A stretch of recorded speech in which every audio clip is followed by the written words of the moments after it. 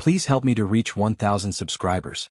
If you enjoy the stories on my channel, don't forget to hit that subscribe button. Your support keeps me going and helps me bring more stories your way. Thank you. Now let's get into today's story. I used to think revenge was something that belonged in dramatic scripts, the kind of thing actors performed under dramatic lighting with suspenseful music in the background. I never thought it would sneak into my real life, wearing the gentle expression of the man I married, the same man I betrayed. It all started with a lie. A small one, at least it felt small at the time. Just a simple dinner after work with a coworker named Colin. A few drinks. Some flirting. A kiss I convinced myself meant absolutely nothing. But once you step over that invisible line, it becomes easier to do it again. I'm not justifying myself. I cheated. Not once. Not twice. For 7 months. Always with Colin. Always under the delusion that I had everything under control. That my husband, Mark, with his quiet habits and exhausting shifts at the hospital, would never catch on. He barely reacted when I came home late or guarded my phone like it was part of my hand. At least that's what I believed. Mark and I had been married 5 years.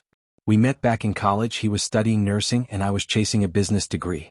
Our relationship felt steady, warm, dependable. We built our marriage on trust, or more accurately, his trust in me. I was the one who shattered it. There was no dramatic showdown when he found out. No yelling. No accusations thrown across the living room. That's the part that still haunts me. He never said a word. He just carried on as if nothing had changed. Still kissed my forehead before work. Still brewed coffee for me every morning. Still smiled. I only discovered the truth the day I lost my job. I worked in HR at a mid-sized tech company. Good pay, good benefits, and more importantly, status. Influence. A sense of authority. That job was part of my identity. Then one Monday, my supervisor, Trina, asked me to come into her office. She looked uncomfortable before I even sat down. She told me an anonymous complaint had been submitted, detailed accusations about inappropriate conduct, conflicts of interest, and an undisclosed relationship with an employee.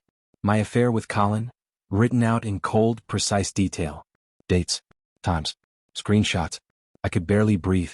I denied it at first, but it was useless. Trina had already seen it all.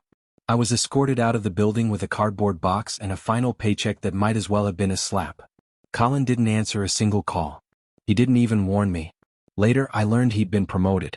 I walked into our apartment that afternoon still stunned, my heels tapping loudly on the floor like they were announcing my failure. Mark was at the kitchen table, casually sipping coffee on his day off. "You're home early," he said without looking up. "I got fired," I said, voice shaking. He finally lifted his eyes, and the smile that stretched across his face was slow, controlled, almost satisfied. "Oh," he said lightly. "That must be difficult." That's when everything clicked. I asked him what happened, who reported me, how those screenshots surfaced. He tilted his head, almost amused. "Funny how truth finds its way out," he said. I demanded answers. He laughed. "You really think I'd destroy your career just because you cheated?" he asked. "Come on. That's not revenge. That's just consequences." That night I didn't sleep. If he didn't stop at my job, what else had he done? What else would he do? I didn't have to wait long. My social circle fell apart next. Friends stopped responding. One blocked me outright. Later, I learned someone had anonymously dropped screenshots of my conversations with Colin into a group chat I didn't even know existed. Then my parents called. My strict, image-obsessed parents. My mother was in tears.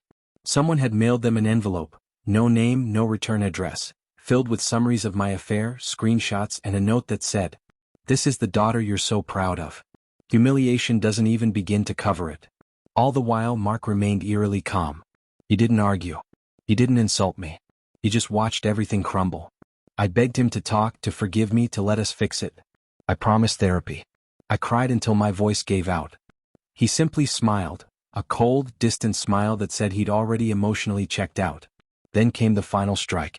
One evening, after a disastrous interview for a job far beneath my qualifications, I walked into the apartment to see my belongings packed neatly into boxes. Mark stood by the door holding an envelope. "What is all this?" I asked, throat tight. "Divorce papers," he said calmly. "You don't have to sign tonight. But I want you out by the weekend." My knees gave out. I clung to his hand, sobbing. He didn't even blink. "You didn't just cheat," he said quietly. "You made me feel invisible. Like I was just filling space while you entertained something better. Now you get to understand how that feels." "You ruined my life," I whispered. No, he said, kneeling to meet my eyes. You ruined your life. I only stopped covering for you. He never screamed, never cursed, never laid a hand on me. But the way he dismantled my world brick by brick, slowly, precisely, without raising his voice, cut deeper than any explosion of anger ever could. By the time I moved out, I was left with a suitcase, an old car, and the consequences of my own choices. My savings were gone. My name was tarnished. My confidence demolished. I reached out to Colin again, out of desperation rather than affection. He vanished. It's been almost a year. I now live in a tiny apartment with peeling wallpaper and neighbors who never stop fighting.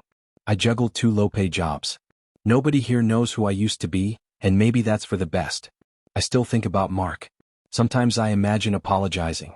Sometimes I draft messages I'll never send. Mostly, I just sit with the weight of everything I destroyed. Mark never raised his voice. He never hurt me physically. But he broke me with silence, deliberate, patient silence. I used to think love could survive betrayal. Now I know the truth. Love can shatter you. But revenge doesn't shout. It whispers. Please help me to reach 1,000 subscribers.